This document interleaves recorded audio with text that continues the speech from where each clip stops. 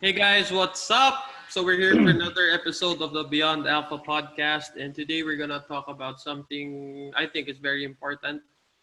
Um, how do you talk to yourself? Have you ever thought about or analyzed how you talk to yourself, or you even talk to yourself? But I think it's a very important thing to notice or thing to acknowledge is how you talk to yourself. It could be the thing that gets you, the thing that pushes you to success, or the thing that's been holding you back from success. All right. So before we deep dive in this topic, I just want to introduce my partner, as always. Hi, Bri. Hi guys, hi JP. Yun, alam niyo na, di ba? Before we deep dive nga, podcast, grateful, or very grateful ulit dun sa support for those na nagpo-follow, sa mga nag-follow sa Facebook, dun yung pinapanood. And I suggest guys, subscribe din kayo sa YouTube channel kasi kung gusto nyong i-binge watch yung every episode and yung pagka-organize namin for every yung type ng episodes for every topic or every topic na hina-handle namin, organize namin into playlist. So, subscribe din tayo sa YouTube channel. So, yun, YouTube channel natin, Beyond Alpha Podcast. Click subscribe, click the notification bell, then social media accounts at I am Beyond Alpha, Facebook, Instagram, Twitter, Pinterest, then website natin, www.imbeyondalpha.com. Then, Beyond Alpha Podcast, Stitcher, Spotify, Google Podcast, Apple Podcast. Subscribe din kayo sa podcast para nasa biyahe mo kayo, on the go, or diba, gusto nyo lang pakinggan sa phone, pampatulog, or ano man. Diba? Parang may kakwentuhan kayo, or may na, diba? Learning. Parang audiobook lang din yung dating. Podcast tayo. Yun. So, yun, for this topic, pinikwento ni JP, yun nga, naisip na daw habang sisipilo siya. So, pre, kwento mo muna, paano, ba't ito yung topic natin ngayon? Um, Again, ito, one of those topics na for me is yung core ng Beyond Alpha. What happens sa utak mo is it's very important tool, or it's a very important aspect of your life. Kanina kasi when I was thinking about learning a new skill, parang sinabihan ako ng friend ko, bakit lagi mo iniisip ang bobo mo? So, nakakatawa yun. It was all in jest. Pero, nung binalikan ko yung conversation namin, na-realize ko, bakit nga ba? Bakit ko iniisip na mahirap? Ba't iniisip ko na hindi ko kaya? Pero, alam ko naman kapag tinignan ko mabuti, sasabihin ko naman sa sarili ko, kaya ko yun. Pero, why did I say that? Ba't ko na-verbalize yun? Is that how I, think about myself? So, ito yung nag-prompt sa akin dito sa, just to propose ng topic na to is, practice to kasi words are powerful. Your thoughts are very powerful. It can dictate yung ginagawa ng katawan mo, how it feels, how you move, how you think about things, how you attack things. It's really important for us to stand guard sa utak natin. Even though if we think it's a joke, it was a joke for me kasi nagbibiroan kami, it was a joke. Pero bakit subconsciously lumabas yung joke na yun? Kumbaga, you may or may not know na that's how you really think about yourself, na mahirap ka makagets, that you lack focus. So why don't we recite something more positive to build ourselves up?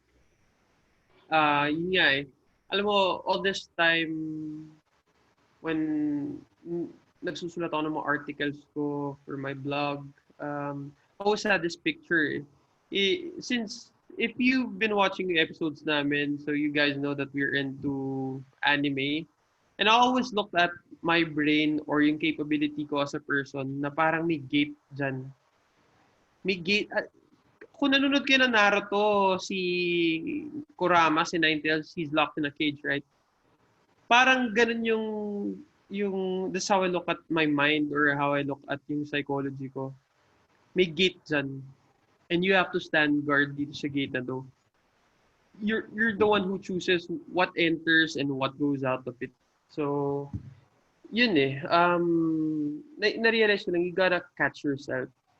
Alam mo yung positive reinforcement and all these things, may kabaliktaran din yun eh. Pero it's what you allow yourself to absorb or it's what you repeat to yourself. Alam mo yun, self-talk, hindi ako sure kung lahat ng tao they realize yung self-talk. Pero ako, medyo I'm into yung kinakausap ko yung sarili ko eh. Para kinakausap ko yung consciousness ko. I know that we have conversations. It might seem weird to a lot of people, pero that's how I see it. I have a conversation with myself almost all the time. Kumbaga, before I blurt something out or before I do something, may nag-uusap sa utak ko. I don't know if it's consciousness or conscience or whatever you may call it. Pero yun, there's a dialogue happening between my ears. And most of the time, hindi natin napapansin eh. We spiral out of control. Case in point, alam mo yung mga taong may depression or may severe anxiety, there's somebody talking to them sa utak nila eh. Probably na-develop nila yon through yung mga experiences nila, yung habits. Yun nga eh.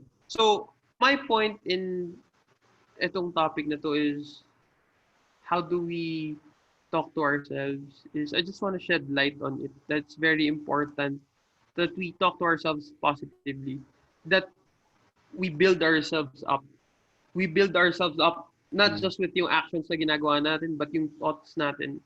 Paano nag-circulate yung thoughts natin? How do we look at things? It's very important that we put it in a positive light. Kasi ito yung belief ko. Your strength, everything comes from within. There might be people that encourage you, that support you, but yung personal strength mo, it's never gonna come from an outside force. Everything has to be drawn from the inside. Eh. So, yun. I just wanna, gaya na sinabi ko, I just wanna shed some light onto itong topic na to. So, if you guys wake up in the morning or you catch yourself in deep thought, parang tignan mo lang, just observe or try to recall what it is you're saying to yourself. And if it's something positive or negative, if it's positive, you have to reinforce it. If it's negative, yun yung mas crucial. You gotta catch yourself talaga doon sa mga pumapasok sa utak mo. And if it's negative, we have to address that. Eh. On a personal level, if you need counseling, I'm not saying kami yung magka-counsel sa inyo, but there are professionals there that could help you out. So, Bri, ikaw, I just wanna ask, personally, paano mo ba kinakausap yung sarili mo? Or may conversation ba nangyayari sa'yo? Kailan siya nangyayari? If ikaw yung tipong taong ganun din, na-analyze mo yung thoughts mo, you converse with yourself and saang mga sitwasyon siya lumalabas? And ano yung take mo dito sa topic nito? Sa akin, pre, based doon sa, bago ko sagutin, ang ganda ng point na sinabi mo kanina, bring up ko muna. Yung sinabi mo about yung choice about what you put in your mind, kahit nga yung what you say, choice mo yun eh. Parang choice mo kung positive reaffirmation ba yan or self-limiting beliefs ba yung sasabihin mo. It's a choice eh. Pero minsan dahil nga nakasanayan na natin, it's like an operating system eh, natin, na nakasanayan natin na ganun tayo. Like in your case, nasabi mo, parang pag may bago kang inaaral, parang nababanggit mo out of nowhere na yun, ang ulat ko naman dito or di ba? Kasi nakasanayan eh. And sabi nga dyan, pre, based dun sa mga napanood ko and mga nabasa ko regarding sa topic na inandal natin ngayon is yung mga ganyang thoughts natin is like an operating system eh. Which means like an operating system ng computer, kayang i-upgrade, kayang palitan. So, gano'n, it takes time din, di ba? Hindi naman yan parang reformat ka ngayon, bukas good na all good na. Pero kung gugustuhin, may improve. So going back dun sa tinanong mo, Chong, akin, like with our previous episode, yung nakwento ko doon na ang topic natin noon was, are you lazy lang ba or do you really need to rest? Nandun meron din akong ganong situations wherein may inner thoughts two voices na nagtatalo, si Brian na gustong mag-workout and si Brian na gustong magpahinga. So, ganun din Parang with those two voices, it's your choice kung sino i-feed mo Pero at the same time, you have to, in my case, I fed the voice na telling me na magpahinga dahil nga physically talagang hindi ko rin ramdam. Talagang pagod din ako that time. So, kung yun yung natanong mo pare, meron din ako mga ganun na yung two voices na naglalaban na voices na with different thoughts, different or different may different perspective dun sa hinahandle na situation. So I guess it's our way para sa akin. I think it's our way of of making choices na parang may place in front situation, whether it's a tough choice or easy choice. It's us trying to simulate kung ano bang mangyayari pag itong side na to yung pinili ko or ano naman yung pros and cons pag itong other side naman pinili ko. So I think, well, in our case siguro, I'm not sure din for everyone, pero we could, like what you've shared and what I've shared, may ganun tayong So, I think normal lang naman yun. And sa naman, sa self-talk, again, with that, yung pinopromote nga natin, yung ina-advocate natin na beyond alpha mentality, will be hypocrites kung sasabihin natin na na all the time game, di ba? All the time hindi May panahon din talaga na that yun nga, we still make mistakes. We still have this doubts, di ba? Yung second thoughts, di ba? Second guessing ourselves. May mga ganun pa rin Pero with that, kasi I see it in a way na lang na with that na nagkakaroon kang mga ganong situations or that awareness na may mga ganong paring state or instances sa buhay mo. It's how you learn how to minimize Bawasan mo lang muna konti kung you do it 10 times a day, kung kaya mong 9 times, di ba? Bawasan mo Parang with your intention to improve to get better. It's not about perfection nga It's about you being aware of these weaknesses, being aware of these challenges na hinaharap mo on a daily basis or 'di ba hourly or 'di ba and what do you do about it ano yung next move mo now na alam mo na let's yun na nagkaganon pala ako na self-talk ko yung sarili ko and in a way naapektuhan yung performance ko ngayon paano ko maiwasan yon kasi alam ko pag binawasan ko yon or kung kaya kong totally eliminate I know it would be better for me and for those around me yun so that intention to identify and accept these weaknesses and challenges but not to embrace it accept it in such a way na alam mong kaya mong baguhin, kaya mong improve. Yun yung akin dyan, Chong. I mean, Okay, ang ganda rin ng perspective mo eh. Yung parang it's about decision making. Tama eh. Totoo rin eh. Siguro, parang ang challenge for us is yung person na kinakausap natin sa utak natin has to be yung version of ourselves na gusto natin. Alam mo yun? Or the version of ourselves that we're aspiring to be. Diba? Technically, parang naiisip ko dito, tinatry natin i-build yung subconscious natin. Tinatry natin palakasin yung subconscious natin.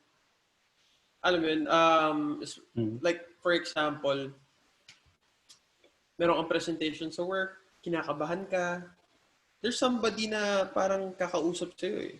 Alam mo yun? And I think everybody has to aspire na the person or the voice you hear inside your head is gonna push you forward rather than think about survival or huwag tayo mapahiya. Kasi, I'm not sure if you guys know, but yung utak mo was wired for you to survive. Yung instincts mo, they're geared for survival kasi nung mga ninuno natin, syempre, they had to fend off yung mga danger. So, ang innate response natin to adversity is always self-preservation. Yung same na utak din na yun, sinasave niya tayo sa mapahiya tayo, any discomfort. There's a part of us, there's something inside us that tells us na, uy, wag mo gawin yan kasi baka mapahiya ka, mapagalitan ka, or whatever. That's a part of us. That's a part of our instinct. Pero yun nga, yung subconscious mo, we have to develop it to the point na whenever we're faced with a challenge na gusto natin or a situation that's uncomfortable is something positive yung sasabihin niya sa atin. For example, simple, we go back to the example of a presentation. There are a lot of people in this world that dread presenting or speaking in front of a crowd. Yung survival instinct in you or yung lizard brain, if you recall, yung lizard brain, mamaya share namin yung origin ng concept na yun, but yung survival instinct within you is gonna say na, uy, huwag ka na pumunta dyan. Pagpapawisan ka, nenervyusin ka, your voice is gonna shake, mararattle ka, yun yung weakness or yung survival instinct sa'yo eh. But what we aim to develop is yung alpha mindset, yung subconscious mo that's gonna say something like this. You're good enough to speak in front of these people. You have a message you want to send to them, or you have a gift that you want to give them. You have the courage to speak in front of these people. May substance yung sasabihin mo. They're gonna benefit from this. I mean, not everybody has that. So, we're on this journey together to develop that. Alam mo yun? Nandito tayo to look at ourselves in high regard, to respect ourselves, to push ourselves, to like take on tong difficult tasks na to. And for me, I really think that everything starts how you talk to yourself, how you see yourself, what's your perception of yourself. And yun, ide-develop natin siya together. Narinig mo pa, Bray? So, yun, medyo humina ba? Yun for me is yung kanina. Everything is gonna start sa atin.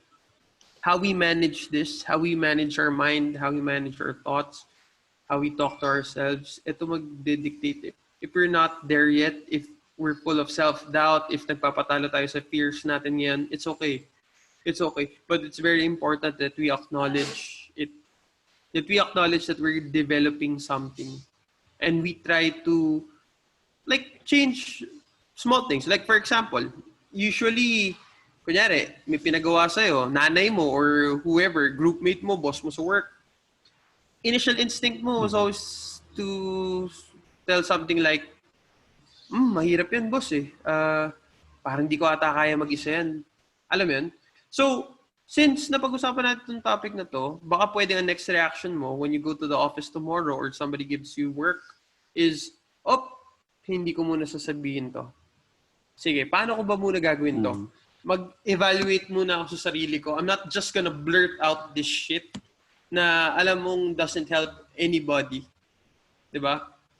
Ang pinaka-importante dito for me is being conscious of your own consciousness.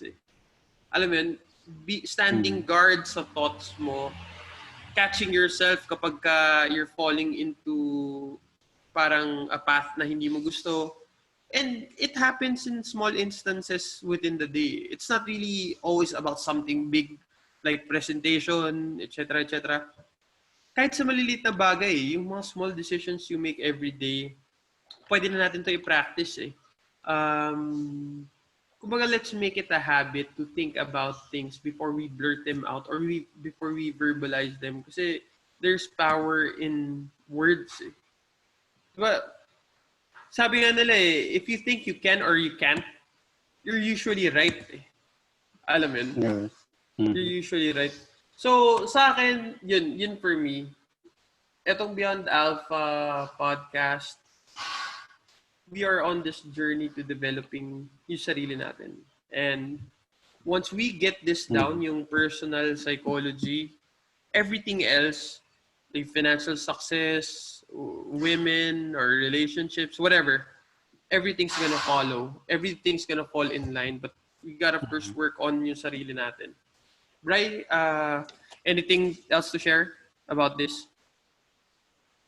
Sa akin, pre, add ko lang, lizard brain, pre, Seth Godin, tama, di ba? Seth Godin ba? Seth Godin, Linchpin. Ayun, yeah. Linchpin, tama, ayun. Lizard brain, yung na-share ni JP kanina about lizard brain. Yun guys, check nyo Linchpin na book, Seth Godin, yung author. Basically, Bri, ano tayo, bro? Yun na-mention ni Brian na libro, I think we should have a whole session just about that. Grabe yun. Medyo intense yung librong yun. Shout out lang kay Seth Godin tsaka doon sa book na yun. And guys, if you're parang interested or curious, pick that book up. Hindi mo pagsisisiyan. Okay, Bryce. Sorry for cutting you. Okay lang, Brad.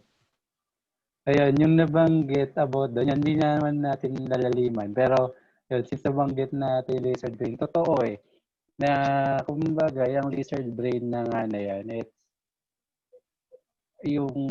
it's designed to protect us from harm, protect us from pain. And pain comes with this, mental pain din and emotional pain.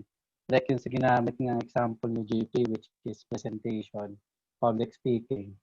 So in our case, ito, nagpo-podcast kami. Malamang possible moving forward, magkakaroon ng critics, magkakaroon ng bashers, or ano. Pero you have to accept You have to accept that not everyone would resonate with your truth. So not everyone would appreciate what you do. And that's okay, guys. It just means yung ginagawa mo is not for them. You're not here sa mundo. Ito personal belief ko, you're not here sa mundo to please everyone. You have to share your gift. And those which is in our case, itong ang pagpa-podcast namin and everything, the brand that we're growing, this is our gift. And those who will receive it, doon namin sinaserve yung gift na to. Those who don't like it, those who think it's not for them. Ganun lang din, guys. So, kayo watching this, if you want to start, may nag-iisip kayo starting a business, starting a podcast on your own, starting a YouTube channel, or whatever. That's your art. Whatever you want to start to do, na tingin mo, alam mong gusto mong gawin tingin mo masaya ka pag ginawa mo, tingin mo there's certain itch or there's certain urge na kailangan kong gawin to or kailangan ko man lang subukan. And in our case, guys, di pa naman malayo yung journey namin ni JP. Pero we'll be honest about it. Maraming challenges, maraming ups and downs. Pero dahil nga nag-enjoy kami doon sa process and we accepted the fact yun nga na not what we're doing, what we're trying to do is not for everyone. Medyo pinaghandaan namin eh. And I know hindi pa naman namin na-experience yung buong bigat ng mga magiging critics or magiging bashers, sabihin na natin. Pero we'll be ready kasi we're trying to look at it in a way na it's for our growth, it's for our development. And if ito na lang eh, if you tried and you failed, you're way better than those who didn't try at all. Yan yung personal na take ko dyan. Subukan nyo guys kung may gusto rin mag-podcast or gusto, whatever art nyo yan guys gift nyo yan, that's your gift to the world. There are things na iilan lang kayo or sabihin natin marami kayong kayang gumawa pero may certain combination ka or certain flavor ka that only you could do eh. So, and I personally believe that those who would resonate with you deserves to see or the creation, your art or the content that you would create. And it would take time for you to get better at it, to develop it, to master it even. Pero subukan natin. Yun yung tingin ko dyan na pwede natin naki-take away natin for this episode na ma-share namin ni JP na key-take away. Huwag kang nakatakot. Let's acknowledge the fact nakatakot sumubok. Dahil nakatakot ma-reject, nakatakot, masakit ma-criticize. Pero with that pain, yung pain, lilipas with time eh. Pero the fulfillment, the growth that you'll get from trying these hard things, these things that not everyone are willing to do. Masarap eh. Ako, I can personally say, and I think si JP, kaya naman kami tuloy-tuloy na nag-record dahil we are enjoying the process. We are enjoying the personal growth as partners sa business, growth as partners sa podcast, and yung personal growth as a person, as an individual. So, yun yung ibigay namin na key away for this episode. And last words, pare. Bago natin wala na. Pero how you perceive or how you look at yourself is very important. And most of the time, we beat ourselves down. Kumbaga, sa atin palang talo na.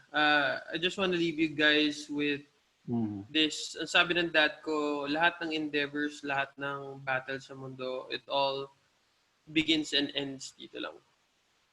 You gotta control yung sarili mo, your mind, your thoughts. Kumbaga, don't go into a battle na talo ka na kagad. Kumbaga, in your mind, talo ka na. Wala eh. There's no chance of victory talaga kapag ka ganun. So, you gotta strengthen this. You gotta develop this. And let's just believe in ourselves. Let's be positive to ourselves. Kasi, paminsan we're not kind to ourselves or we don't believe na kaya natin mga bagay. Pero, sino ba nagsabi sa atin na gawin yun?